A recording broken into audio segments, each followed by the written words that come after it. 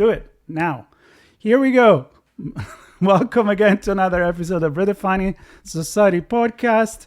We were talking about hair before starting. I don't know if it was my good hair day or not, but your hair's so good. Look at that little lean. Look at that crispy. Right? It's like I worked on it, which I did a little bit. Well, again, welcome everybody. This is going to be a quick episode because we have a little bit of a crunch in time, but we felt like, me and Jenee, my guest here today, that we just want to be spontaneous, and even if we're going to talk about something very important, it's something that we can talk about again if we want to and go a little bit deeper. But I kind of want to get this done because I want to get to know what Jenee does. She's been introduced to me by Jeff Wetzler, which has been my guest presenting his book, Ask, a few months ago. And he mentioned about the organization that he co-founded, and Jenee is part of it. And also, there is a book coming up. So a lot to talk about in a little bit of time. Let's start with you. What you do, what is your role in the organization? Well, thank you so much, Marco, for having me. And thank you to the listeners for just entertaining and hearing about our little corner of the world.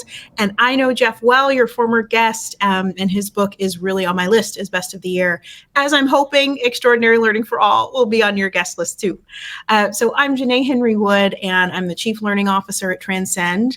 I get to do the awesome work of thinking about how in the world do we train people, do we train many more people to get on what we call community-based design journeys.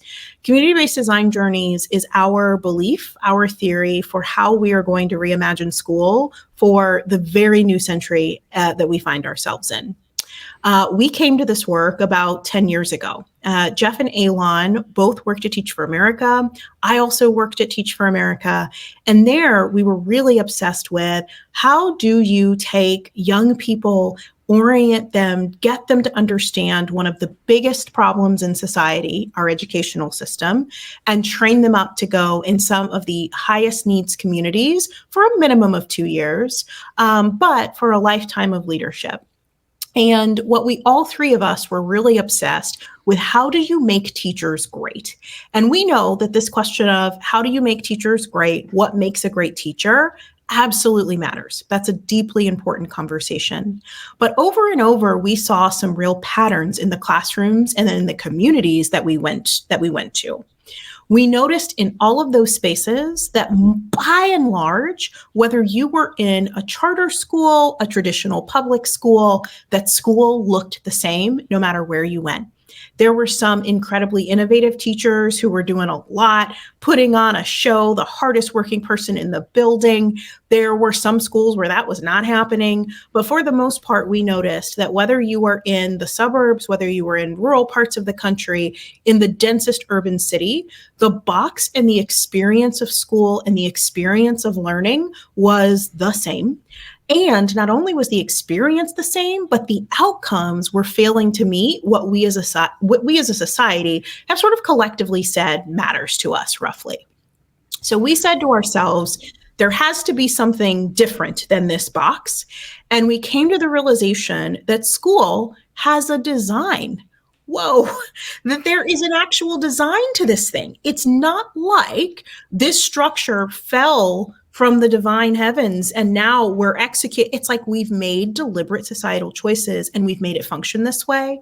So if we've made it function this way, where young people are getting a kind of experience, a certain kind of outcomes, we can design it another way. And so we came to the belief that the work we really wanted to push forward is to think about that box, to think about that structure of school, and to really put communities specifically on a path to redesigning it. I'm so going to have you back because we can't have this in 20 minutes or less. But okay, let's tackle the main things right now, which is the box. I think the box is the main issue. And I know from other conversation I had and from my past study as political scientist, I have looked at, back in the days at education. And as you say, there is a blueprint of it. And that blueprint hasn't changed, honestly, in centuries. 100 years, yeah, 100 right. Years. So we're in a modern society where technology is coming, where we could have adaptive learning. We know we need to treat people with certain needs in a certain way, and Yes. yet there is this big pressure of, hey, you're coming out of the box, I'm going to hammer you back in there because that's how Yes. it works. So Yes. that's Yes. the big challenge. So what is the, again, it's a big conversation, but what are the key elements that you guys are looking into the Yes. book Yes. Yes. to make things change? Yes. Let's do a couple of things. I think I'm inviting myself back, Marco, because I'm having such a fun time. So I'm going to open up a whole bunch of threads of discussion so that you can invite me back. Let's just start with defining the box for a minute, because I actually think one of the things I've learned is like, if you want to change anything, you've got to have some respect for the thing that you're actually looking at, and the system you're looking at. So let's have respect for what we call the traditional model, or what we call also industrial era design. And let's just talk about what industrial era school design actually looks like. So the characteristics of this model are, you are going to be in a group of young people around the same age as you. And this has changed. This is different. So we started about a century plus more with more village schools. So imagine a one-room classroom, and you've got kids of a bunch of different ages, one teacher at the front. And then a group of folks came into society and said, we need to bring some order and discipline to this because we are an industrial society. We need industrial workers. This village school thing is a mess. That is not the best description. There are whole books that will tell you about that, but just trust that that is like the main thrust. And so we then get a model that we're looking at now, which has a couple of these core characteristics. The first is you are going to be batched with people who roughly are born in a certain time period. So same age batching. The next thing is you are going to be in progressive grade levels, where you are going to move with those same group of people through a standardized curriculum assessed on a standardized timeline. And the real goal of that is to see, what do you retain? What do you learn? Who is at the top? Who is at the bottom? And that is then going to determine so many things about your future life and prospects. But in general, we have a system that was really designed to do something very particular in the century in which it was produced. It was designed to figure out who are going to be the managers, who are going to be the workers, how are we going to structure, who's going to do more manual labor, who's going to do. And that really did, in its time, serve some purposes and have some wins. We would not have the high literacy rates that we have now without it. There's a whole bunch of things that we can think about that model gave us, but those are the core characteristics. Basically, what we have is a one size fits all. No matter where you go, you are going to walk into a school, and don't get me wrong, you can have outstanding teachers, outstanding principals, outstanding system leaders who are by and large all there because they love young people, they believe in their potential. But all of those people are operating in a system where their job is to keep the system going. School systems are all about, how do I operate this system? And that's not necessarily nefarious. They're not waking up and saying, how do I ruin society today? No, they're waking up and saying, a system is waking up and saying, how do I take in thousands of young people, feed them, put them in classrooms where hopefully, God willing, they're safe, feed them lunch, get them basic skills, and get them home at the end of the day. So let's be clear that this system really does serve a function and a purpose. Where we come in is we think that so much that we have basically squeezed this system for all the juice that we're going to get out of it. We've got a decent literacy rate. Graduation rates have gone up a bit, but we're not getting a ton of other things from this system. We're not getting young people who are coming out with a real understanding of their purpose. We're not getting young people who are on fire, who have an inventive spirit, who are as creative as they were when they were 5 years old and came to school as they are when they're 18 and leave the system. We find that the system bashes the creativity out of them. And we just think that we are by and large reaching our returns on this system. And so we need to make real leaps away from that old way of being. So we basically say, we have squeezed all the juice out of this system. We call that system where you are moving with a group of people your same age through a standardized curriculum, through grade progression, graduating at the end, unit tests, all of that standardization, we call that industrial era learning. We are trying to create a world where we think about the purpose of education, the purpose of schooling, the experiences of learning, and the outcomes very differently. We think that there are real big leaps that we need to make away from industrial era experiences. So one is, instead of focusing purely on the cognitive dimensions of learning, we really need to be focusing on what lots of people called whole child. That's one example. Instead of focusing on a narrow set of skills, we believe that we really need to broaden the set of skills that young people have. So we have developed a way of talking about this called 10 Leaps for Extraordinary Equitable Learning.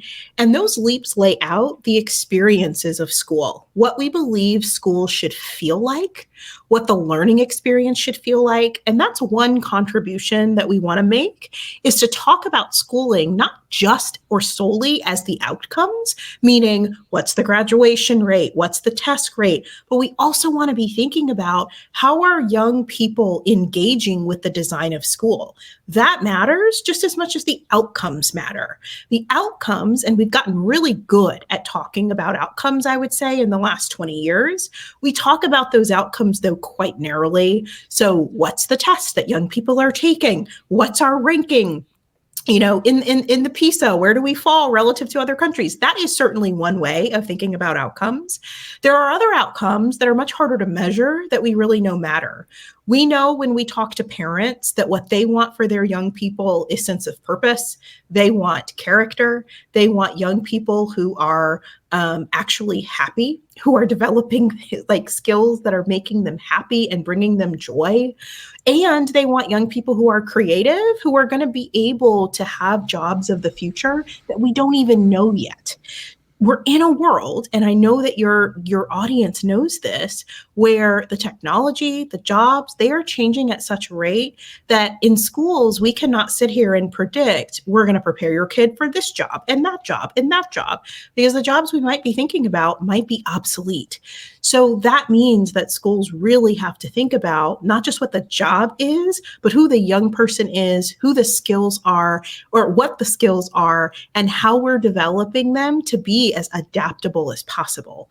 So we need both a real paradigm shift in how we think about the experience of school, the outcomes that matter most, and then most importantly, how we go about making that change, which is what our book is talking about. Wow. I couldn't agree more. And I'm talking about everything pretty much you said, because, even when I look back and living and looking back again, and my experience, other people I know experience in school, I feel like you break free when and if you're lucky enough to get there, when you go into the academic world and the college, like the university, and where everything becomes so less structured. It's on you to make decision. It's on you to talk to the professor and decide what is your direction, what motivates you, what's your passion. And then you look back and you're like, yeah, I wasn't that good doing that kind of study because I wasn't myself. Great point. And you know what else you're making me think of? So basically you're saying we educate children, in our public system, and it's not just public, it's also private. Let's be clear. Private school is solving for a different set of problems, but it's not always solving for the experiential problem. When young people find themselves in college or other settings where they all of a sudden need to actively self-direct their learning, many young people are paralyzed. And when we saw this most, we saw it during COVID lockdowns. I did a whole thing where I interviewed hundreds of parents about what they saw and what they experienced during COVID. And I'm telling you, parents were stunned to see the experience that young people were having because they don't see it. They go to work, the kids come home, they say, what'd you learn? So they're not seeing everything. they were seeing that without the lightly coercive element of the teacher at the front of the room, kids were sleeping. They were not. Now, that's not all their fault, right? Like the content, the pedagogy, we were trying to, in that moment, I think, take what we have done for 100 years in person and switch that overnight to being on Zoom. And it, in many ways, it was not wonderful. I mean, that's a kind way of what some of these classrooms were during COVID. But we saw that, and what we learned from that is that schooling as we know it has not produced young folks who are actively self-directed, who can say, here are the skills I'm working on. I'm going to do it in this way today.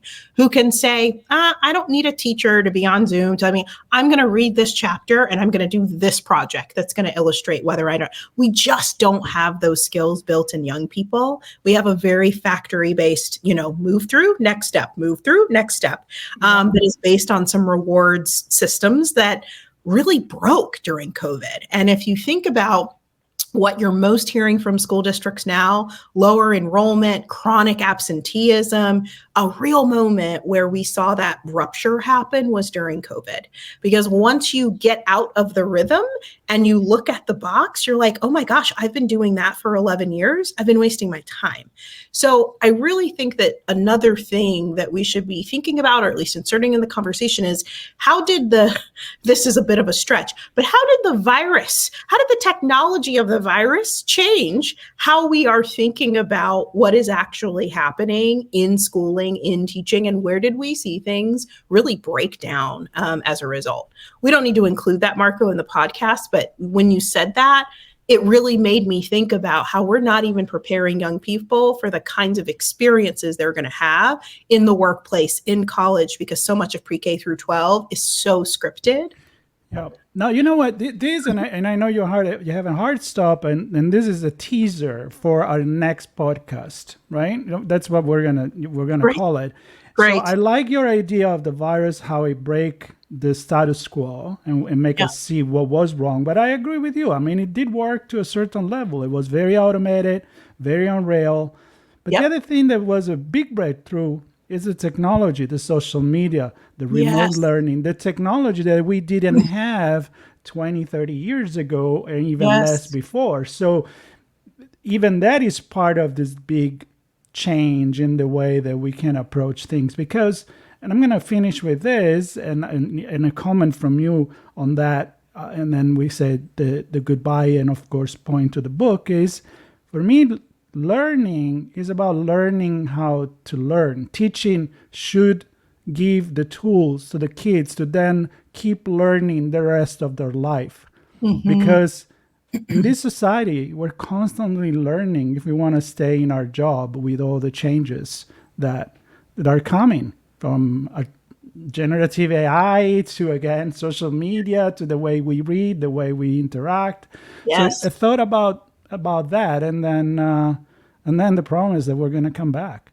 Great. We're going to come back, Marco. So that's a great point. We as individuals need to be constant learners. But another message of this book, Extraordinary Learning for All, How Communities Design Schools Where Everyone Thrives, an important message in our book is that communities need to be learning engines too, and that schools need to be learning engines too. And one of our biggest ahas over the past decade, what we've learned is that schools themselves, systems themselves, are not learning engines, but they are executors of the model of industrial era learning.